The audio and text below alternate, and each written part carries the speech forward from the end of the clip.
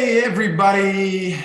Pastor Ben here with you on Teaching Tuesday. Great to be with you as always.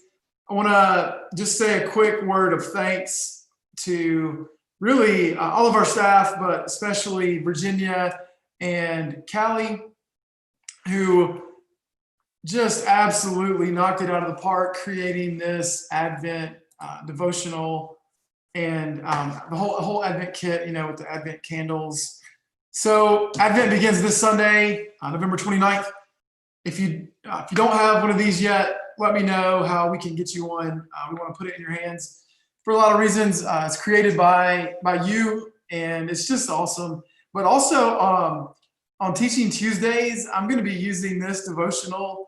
I probably should actually have looked to see what's ahead of us, but we'll make it work. So I'm going to be using this on Teaching Tuesdays and throughout Advent. So let us know how we can get one of these in your hands, and say thanks to Virginia and Callie for really just their hard work in making this happen. So it's fitting that I'm giving thanks today. It's Thanksgiving week, and I want to spend a few minutes talking about the spiritual practice of giving thanks. So you may be thinking, this Thanksgiving looks different than what you're used to.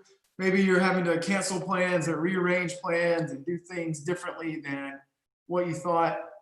Certainly our family is, trying to figure out what's safe, what's best, and rearrange some stuff, which is different than normal. And it may be causing more anxiety. We're just in times of high anxiety. So thankfully, one spiritual practice that we have proven to help with anxiety, to help with depression, people who give thanks tend to be people who are happier, people who have less anxiety, people who are less depressed. So let me just encourage you this week to pause and give God thanks for something in your life. Even if you're doing something that's completely different than what you're used to, you have something to be thankful for. So count your blessings. And that is a perfectly legitimate prayer.